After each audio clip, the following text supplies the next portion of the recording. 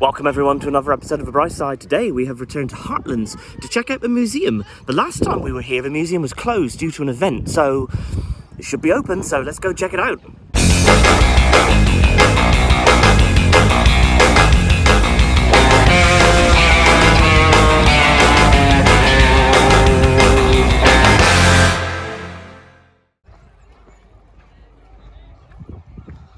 Loving all this industrial heritage just here. And the nice thing about Heartlands, it's absolutely free to visit. We did have to pay, the pay and display for the car park, but other than that, you can just come to Heartlands and enjoy. You don't see that very often. So walking past this industrial structure, we've got the Wheel Play, the visitor centre and exhibitions. Now that's where it is. So let's head in. Hey kids. Hey Mama Bear. Whee! Okay, the kids are actually going to do the soft play, which is in the same building. We're not going to drag them around the museum. They might get a little bit bored. So they're going to do the soft play. I'm going to go into the museum. Welcome to Heartlands. All right, heading in. All right, so on our left, we are immediately confronted with this contraption. Look at it. According to the information here, it's a Lancashire boiler. Built, so installed 1904, operated 1904 to 1967. Wow, so it went on for a little while. It may be a Lancashire boiler, but this design is based on local engineer Richard Trevithick's 1812 Cornish boiler. Both have their furnaces inside the water container, which made more steam and quicker than the haystack boilers they replaced. All right, so this operated until 1967. That's amazing. No entry, please turn right. So we're going to head in this way now and see what other things they've got. It's very cool, look at that. Some pictures here of, I assume, South Crofty. It's all... There's no information to say that it... Oh, hang on, there it is. Dolcoath Valley, Camborne, yeah. So there you go, look at all that. That is quite amazing. And there's Carn Brea. We've been up there before in a previous video. I'll put a link into the description if you want to see that one. We actually had dinner in there, what is now a fancy restaurant. Ideally, I would like to stay in Cornwall. We have some of the best tin deposits in the world. Robinson's Shaft, South Crofty. So that's the one outside here. Sorry, I'm a bit sniffy today because it's hay fever season and I'm a little bit jammed up. So Wheel Grenville Mine, Troon. They look happy. Well, she looks like she's happy. She looks like she's having a bit of a laugh. The others, it's a very bright day. Perhaps like the sun is in her eyes. Yeah, look. Yeah, I think it's a bright day when that photograph was taken. East Pool Mine, the information says. Can you imagine back in the day doing this as a job? How... I don't know if I could think of anything worse, to be honest. So there's a little video here that's playing. There's a couple of seats here sitting. Looks like I'm the only one currently in here. But just some information, just to sit down and relax if you want to see that. Again, imagine working in these conditions. Look at it. Oh. So heading back, that's like the entrance, and that's where that video is. So I'm going to take a right now and head into this section. I don't think I've ever been in here, actually. So this piece of equipment is a little bit more modern, built in the 1960s, and it operated 1967 through to 1996. And it's an electric winder switchgear. Now, I'm no engineer, so I don't really know what that means, but, all right. Looks older than 50 years old. An electric winder drum, built in the 60s, operated through 67 through to 96. I wonder if it's been removed for, I don't know, maybe repair or something, because there doesn't appear to be anything there, just a window looking out at the soft play. Unless, of course, it's this thing right behind me. An electric winder drum.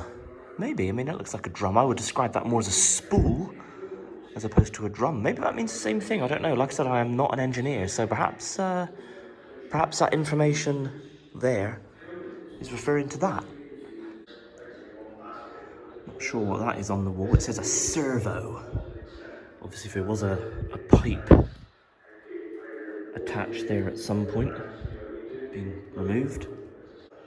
So looking back to, so that's the window with the soft play, that's the electric winder drum, which I assume is that, I'm not 100% sure. So looking back, or walking back in this direction, past that piece of kit built in the 1960s, and then back toward where the video is playing, we're going to head out this door and have a little look.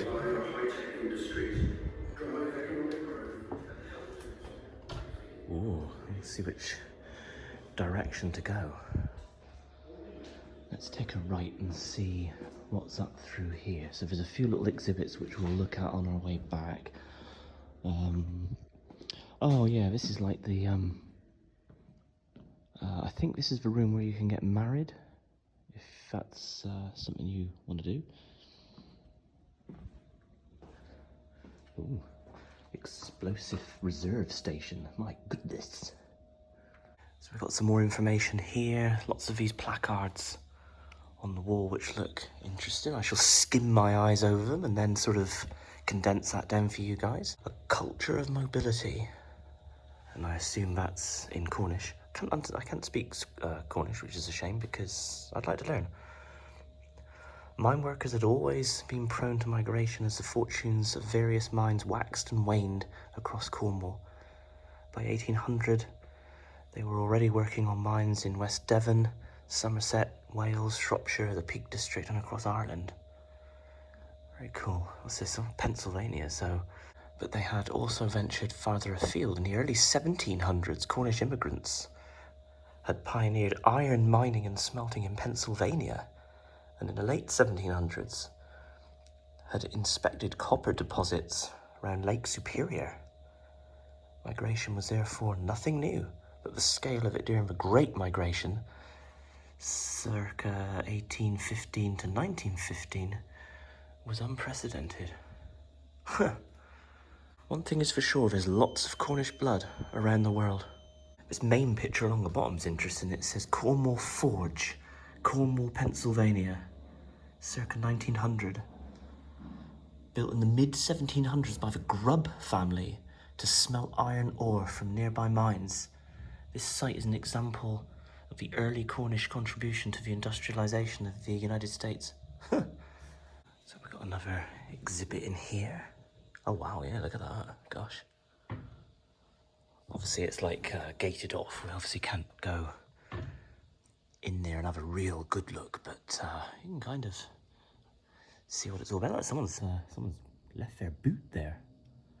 So this information here all lined up kind of just goes through the, how do they describe it? The Great Migration from 1815 to 1915, where Cornish miners literally did go all the way around the world.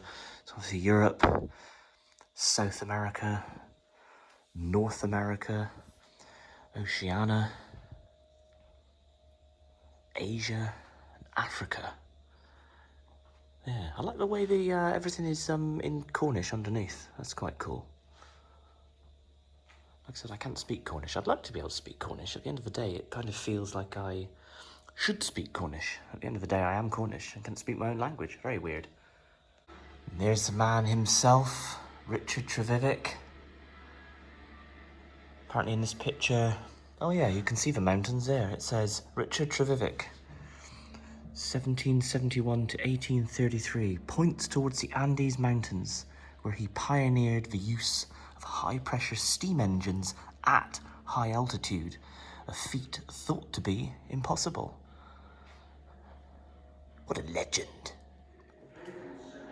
So entering the next large room here, we got some information on creating the cult of Cousin Jack. And Cousin Jack, if you don't know, is like a Cornish miner abroad. As a result of the London stock market boom of the mid-1820s, British capital financed foreign mining ventures on a scale hitherto unseen. Numerous new companies looked primarily to Cornwall for skilled labour, which allowed the cult of Cousin Jack, the world's finest hard rock miner, to take hold as the global mining labour market expanded. This iconic status stood the Cornish in good stead as Cornwall's mining industry faltered in the closing decades of the 1800s, prompting significant migration. I suppose at the end of the day, if I was around in that period and I was a skilled miner, and your work was drying up here at home, I suppose I would look elsewhere. Wow, if that's a vintage minecart, that is in superb condition. Look at that. Unless it's a replica, but oh, very cool. I like the old tracks here along the floor to prove that this building itself has an industrial past. It's a very cool display there of like a cage, like a you know, like a lift. I assume like a lift maybe to take you down into the mine. And it says here that this equipment was used at South Crofty during the late 1970s and early 1980s by Mr. Philip Jarvis, 1939 to 2014. So I assume, by looking at that information, that was the kit that he used then. We'll display here with some old clothing. This little sign up there that says Redruth. All right. Some like photos. Looks like you're allowed to just like thumb your way through them. All right, nice one. And there's some old lockers here. Look at that. Don't forget to look inside. Oh, I suppose that's a notice to us. I've got you, yeah. So don't forget to look inside. So look at all this stuff in here, like these old mining clothes and these boots. Does it suit me? Do you think I could be a miner? All right, so we're gonna head up these steps and see what's up here. It's a very interesting museum, I must say. Like I said, I've never actually been in here before. And like I said a couple of times, to think that all of this is free, brilliant. So you can just come along to Heartlands and come on in and have a look around.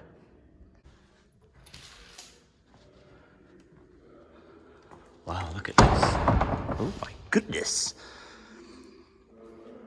Yeah, look at all this kit. I wonder if that's the giant, like, drum, that spool thing that we saw from underneath. Yeah, it is, isn't it? I think. Yeah, we'll try and get a better angle on it and just confirm that. But look at this. Wow.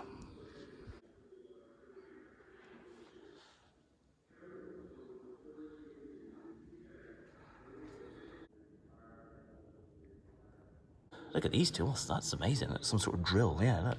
Holman's rock drills were made in Camborne from 1881 to the 1990s and were the gold standard.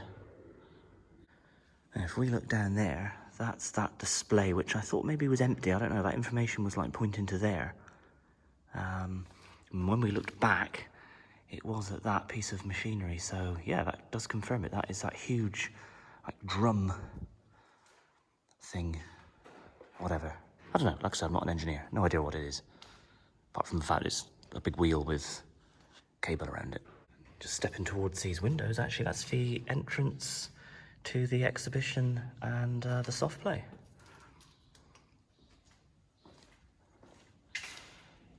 Yeah, I think the kids, I'm glad they're having fun in the soft play with Mama Bear. I think they would have been, I say bored, I mean, they actually, whoa, my goodness.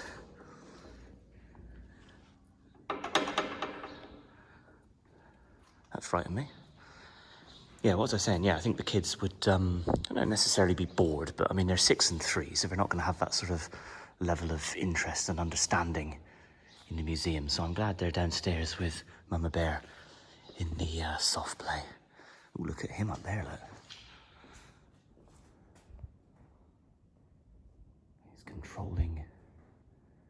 controlling all of this. Amazing.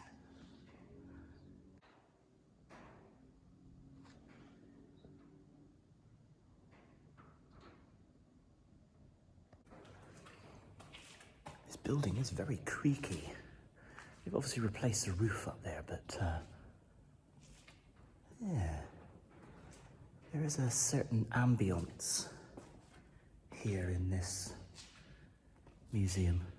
I suppose it's amplified a little bit that I'm pretty much the only one in here currently. But you can kind of just hear the silence.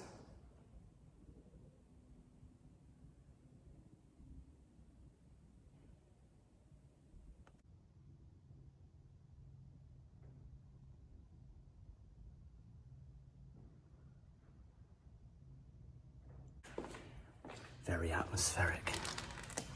I would say, I can't see any other direction there, so I would say that was pretty much it in the museum. Interesting. There is a lift here, so if you're going to struggle with those steps to come up to this second floor where I currently am, that lift will obviously bring you up.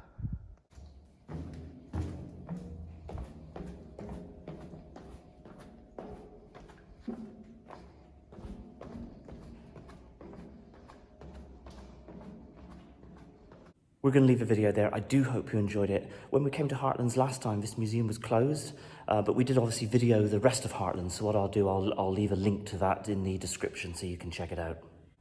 Thank you for watching. As always, do all the usual YouTube stuff, like, subscribe, smash the bell. We are on social media. We are on Facebook, Instagram, and Twitter at The Brightside, so check us out there. So from us to you, and from them, cheers and gone.